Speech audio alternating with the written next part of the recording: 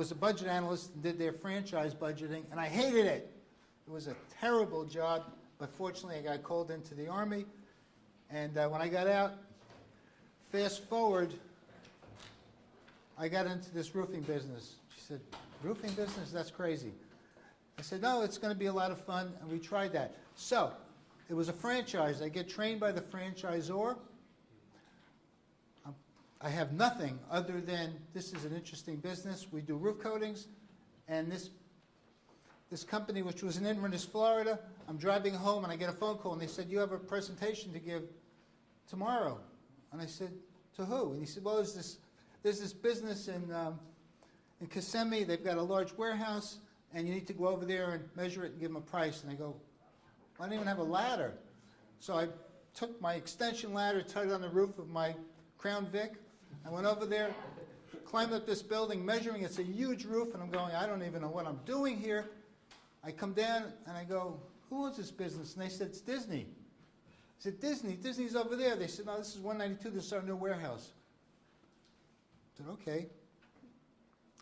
So he said, you need to give a presentation to the board. I said, what board? He said, well, our board that does building maintenance. And I said, okay, when?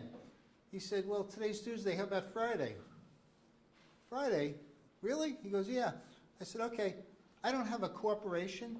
I don't have an employee. I don't have equipment. I have nothing. So I ran to CIS in Tallahassee, got incorporated. And I went to a friend who printed business cards for me. The old story, they were still wet when I handed them out. I gave a presentation. They said, this is great. Okay, how long have you been doing this? I said, man, it seems like forever. And the guy said, yeah, I know what you mean. And they never did follow up. So they called me the next day and they said, can you start Monday? Well, I don't have any employees. I have no equipment. I know nothing. Well, we did figure it out, and it was our first job, and it was a big job, and it was great. Fast forward with Weather Shield. The biggest problem with Weather Shield, and I don't even know where the chart is, was cash flow. Weather Shield was a roofing contractor. We just did commercial roofs. The problem was people called us when it was raining and the roof was leaking. Okay, we go over there and do a presentation, give them a price, and they say, okay, get the roof fixed. I said, okay, we can do that. The problem was, when it stopped raining, it could not rain for 3 months. Well, what do? You can't let all of your people go. You've got the warehouse, you've got the equipment. What do? Well, you can't let your people go because when it starts raining again, how are you going to find people? You can't call a company that does employee hiring or on a temporary basis because those companies don't bring in people for construction because of the liability, workers' comp, and so forth. So you can't let your people go, your key people, but they can only sweep the floor in the warehouse so many times. So the problem is, when business is really good, money's coming in, what you need to do is put some money aside so when things slow down, you don't have to go out and borrow money or let everybody go.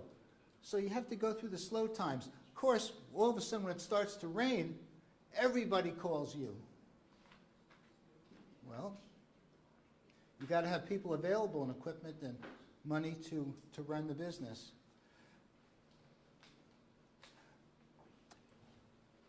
So once we got over that problem, we always had some cash available for the slower times. We were moving forward.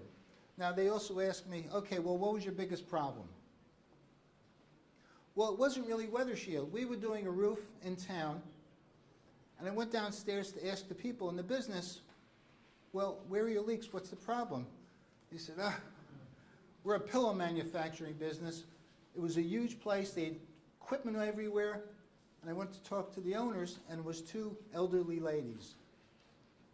And I said, okay, where are your leaks? They go, leaks? We want to get out of this crummy business. We're both older. We want to retire. We don't know what to do. And I said, you want to sell it? And they said, yeah, sure, we'll sell a business. we worked out a deal. Took a while to figure it out. And I said, okay, we'll do it. We set the closing date, and 2 days later, there was a knock on the door. It was INS, and they took my 5 best Mexican employees. Gone. Wow. Can I deal with this? Well, sure, I can deal with this. We'll work around it. We'll hire more people. We'll train them. The equipment is massive. It's complicated. Fortunately, I have an engineering background, so I can get it fixed. I said, okay, we're doing it. I said, where do you sell? Well, we sell to hotels, motels, all around the country. These are high-end pillows. Some of them go to Canada. And I go, okay, marketing, I can do this. Maintenance, I can do this. We can hire people. Business is going to be great. We're going to make a lot of money. We got a good deal buying the company. Let's go. Following week, 9/11. 9/11. Yeah, no kidding. 9/11. Hotels, motels, everybody stopped buying pillows. We got this huge place, all these employees. Nobody wants to buy any pillows. What do you do? Well, we had a lucky stroke. And just right after that, when we're scratching our heads thinking, what are we going to do with this business? Our roofing business is doing fine. It helps us cash flow, but we got this dog here that nobody's buying pillows. So, what we did was think, okay, this business is not going to make it. We might as well close it. And we get a knock on the door. Guy comes in, he goes, I'm a business consultant. How's your business? And I go, wow, got some problems. He said, I can fix your problems. So how are you going to do that? He said, well, I'm a business consultant. I can look at everything. I can go over your financials. I can look at your marketing, and I can get this working for you. And I said, okay. And he comes in, looks at everything. And I go, nah, it's not going to work. I'm out of this business. He says, you want to sell it? Yeah, I want to sell it. Now, I'm not telling him I'm already a business consultant. I'm just like, let this guy roll with it. And he did. And he bought the business. And he was apparently doing okay for 6 months, but he paid us. So that was the end of that problem. Now,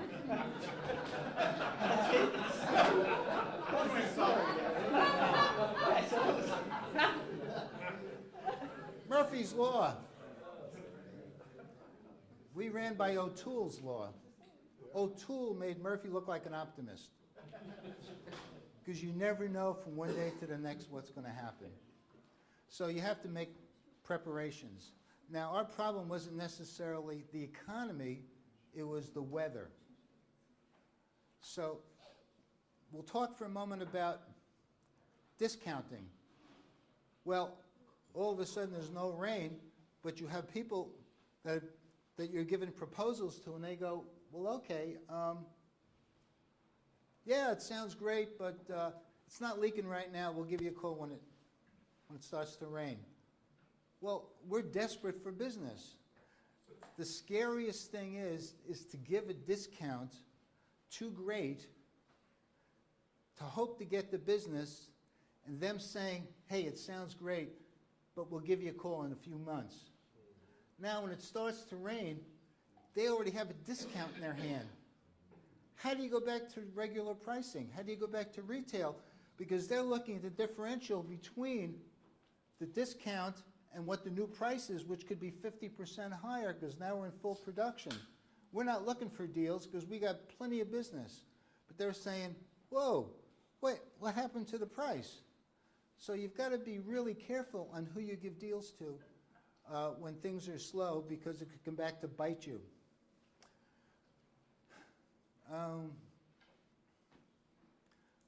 Well, fine line between guts and stupidity. Well, that's actually not exactly what I said, but they had to clean that up a little bit because it's a mixed crowd. I'm a risk taker. I've had all these different businesses, 10 different businesses, none of them are related. And I like that because I like the challenges. Ideally, the time to sell a business really is when it's doing well, not when it's doing poorly, because your financials are not looking good, and people were saying, well, why should I buy a business that's a mess? So I tried to always sell at the close to the high when I could. My best luck was Matt, who was my vice president at the time. I said, gee, you know, Matt, next year I'm going to be 70. I'm tired of climbing on the roofs. And you're doing a great job. Would you like to buy the business? And he said, sure, let's look at the deal. Well, he already had a percentage of the stock, and we worked out a deal. Well, fortunately, Matt, he was 40, I'm 70, and he's almost tripled the business since he took it over from me, which is incredible because he's expanded his marketing much more than I was interested in doing, because I was looking for my way out and he was looking for his way up. But I bought at the low, not at the high. Yeah, man! Holy cow!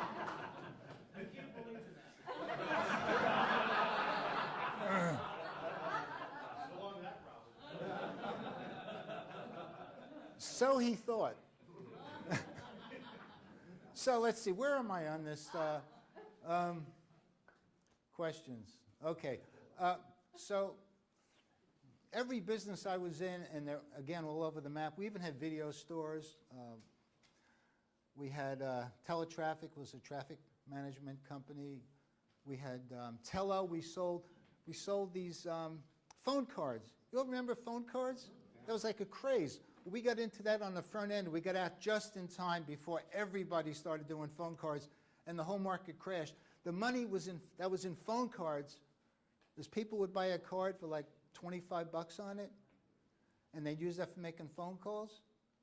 Yeah, people didn't use up the cards. And then we sold cards. Our biggest client was the tower in Seattle. Yeah. They bought the phone cards. We put them in a little plastic box. We sold them for $100. And these people coming in were from the Orient. And they loved phone cards because they were collector's items. So they were buying phone cards in these little plastic boxes, and we were selling them for $100 a piece. They cost us like $6, and they never used them. Yeah, it was. But then the law changed, and they said, look, you're holding that money for people to use ultimately. So, but we sold the business. We got out of it. So the timing on that was great.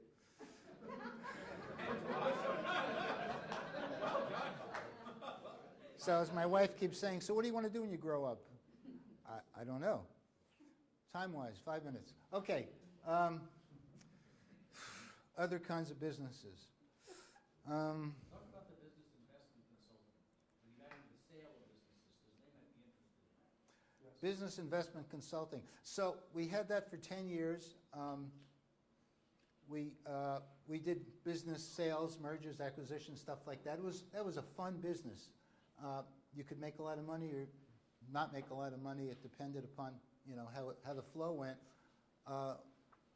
And the only businesses we would never sell were restaurants, because that is undoubtedly the most difficult, complicated business you could ever get into. So business investment consultants was a great business. At the same time, we opened Accommodation Realty. My wife was a broker. She ran that because people that were coming from out of state buying businesses also needed a house. So she had their financial statements. How many people give your realtor your financial statements to know what you're qualified to buy? So that went really well too. And then we merged with Keystone Business Brokers, those two guys, and then I was like, I'm done with business brokerage, and I sold that. And that was really a very interesting job, because we dealt with so many different personalities that wanted different kinds of businesses, and the key to that was learning the prospective buyer. We spent more time interviewing the buyer than the seller, because I didn't want to get caught selling a business to somebody who was unqualified to buy it. The guy who says, I love cooking, I love food, I want to buy a restaurant, it's like, man, you're in the wrong place. I don't sell restaurants. So people often would come down with a lot of money and buy something that they were totally unqualified to buy, and I would ask them to go to another broker. So we never had a problem with somebody buying something that they couldn't run efficiently. So other than that, I'm done. I mean, if somebody has a question, that's cool, but otherwise, Matt, you're always asking something. Eric, I just got to say that I'm a graduate of Sandler training, and the stuff I learned about selling was so cool that I wish I had known that much earlier in life, because it's a whole different way of selling, and he'll probably say something about that, but that was one of the most interesting programs I've ever taken, is how to sell in today's environment. So thank you all.